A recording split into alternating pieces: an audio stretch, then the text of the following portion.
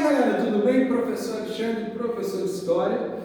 Estamos vivenciando aí uma nova fase de nossos estudos, tá? Diante da situação de isolamento, de distanciamento social, tá? A escola preocupada com a formação de vocês e nós, professores, preparamos uma série de aulas, né, de atividades digitais que vão complementar os estudos.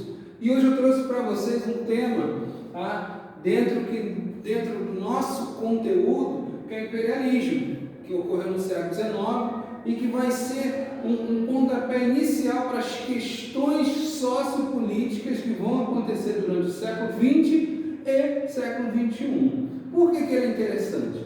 Ele vai acontecer dentro do processo das revoluções industriais que ocorreram no século XVIII e posteriormente no século XIX. Tá? Imperialismo também pode ser chamado de neocolonialismo. Mas por que neocolonialismo? É um termo que remete a coisa nova, ou algo que já ocorreu. Por isso que eu deixei aqui em cima uma diferença entre o colonialismo do século XV, XVI, XVII com o novo imperialismo do século XIX.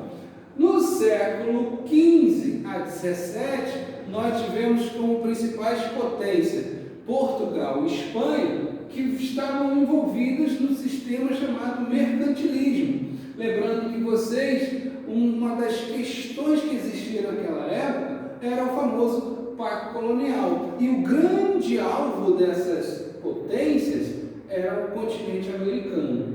A principal justificativa era a ampliação da fé cristã.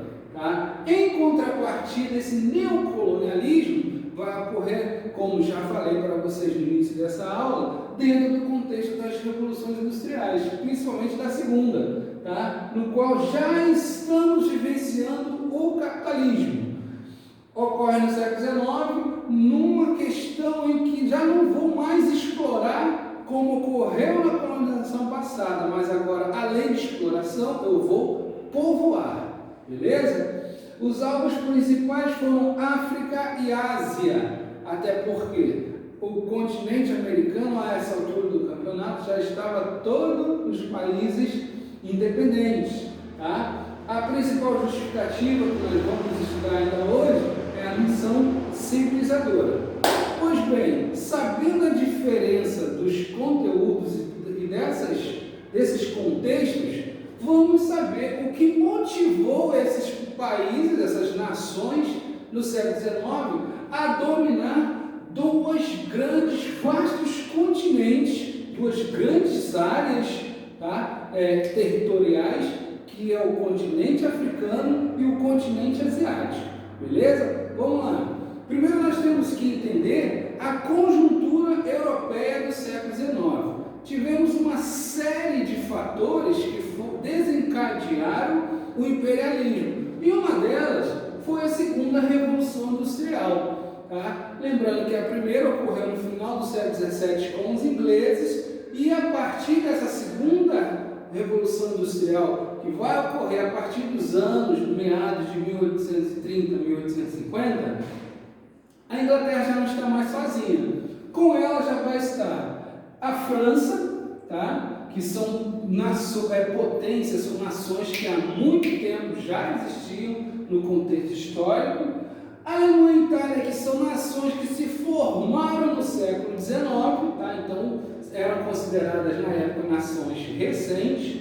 E Estados Unidos e Japão, que estão fora da esfera europeia, mas de uma certa forma, em suas determinadas regiões, constituíram um vasto império no século XIX, um vasto domínio, inclusive. Tá? Nessa segunda Revolução Industrial, o setor que vai se destacar é o automobilístico. Com isso, vai precisar, tá, como grande combustão, a eletricidade e o petróleo. Tá? Sabemos que a Europa é um tipo de região que muitos dos produtos já não mais existiam. Muitas dessas matérias-primas estavam saturadas. Então, era necessário buscar em outras regiões novas formas de encontrar novas matérias-primas e, principalmente, mão de obra. Por quê?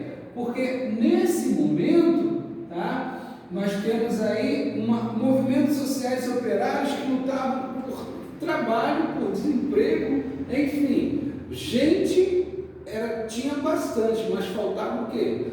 Local para distribuir essas pessoas que estavam, né, ou sem trabalho ou buscando uma forma de crescer economicamente, tá?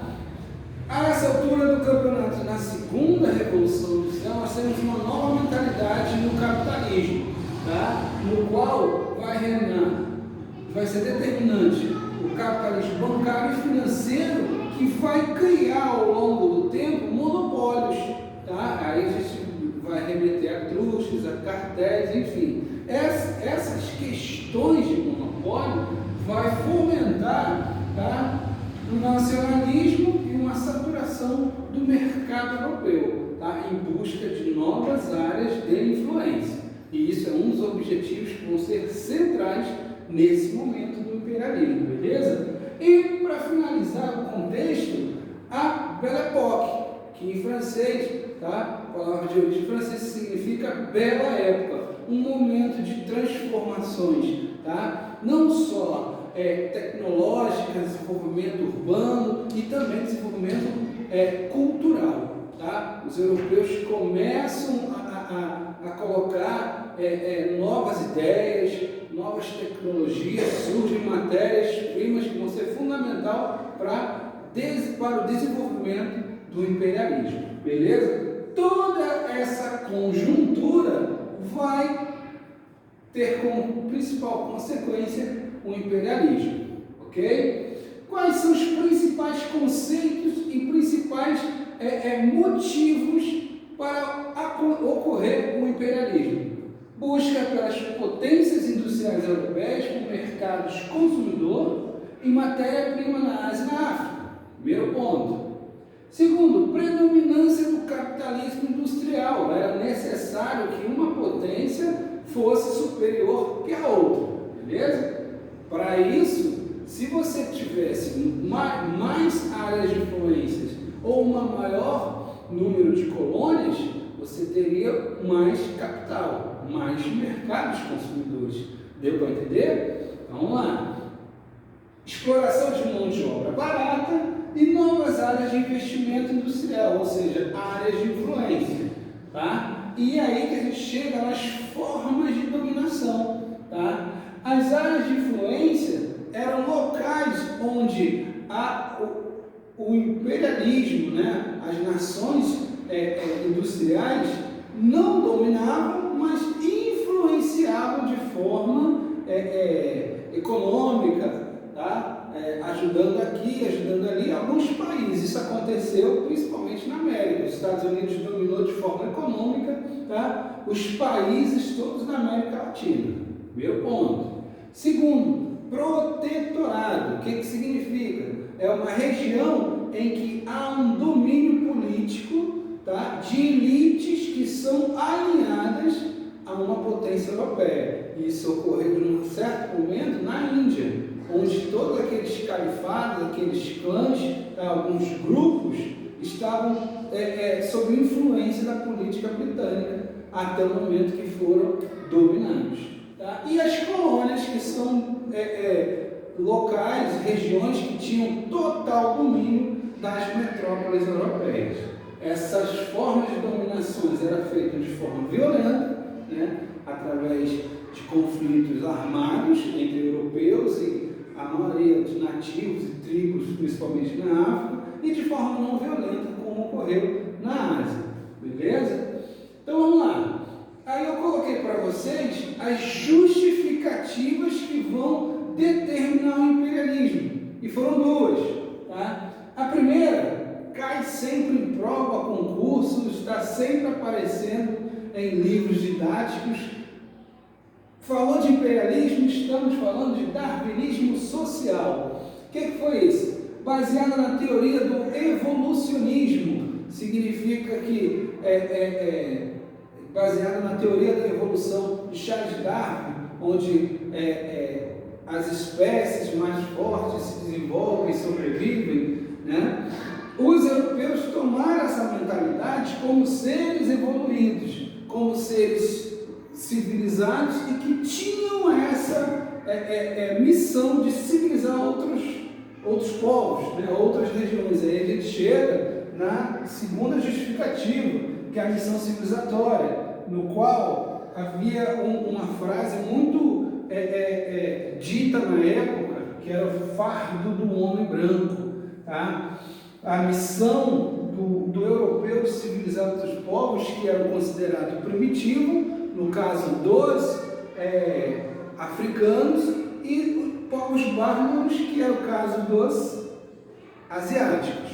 Já o europeu estava na terceira fase, que é a fase mais civilizada. Tá? Coloquei também para vocês aqui no nosso mapa mental de como ocorreu o imperialismo na África e na Ásia. Na Ásia, em sua maior porcentagem, foi de forma violenta. Tá? As potências europeias chegaram, dominaram povos, tribos, etnias, misturaram tudo e nem obedeceram à cultura existente daqueles povos que há séculos já existiam. Tá? E a principal objetivo era a descoberta de ouro e diamantes, que são matérias-primas muito valorizadas.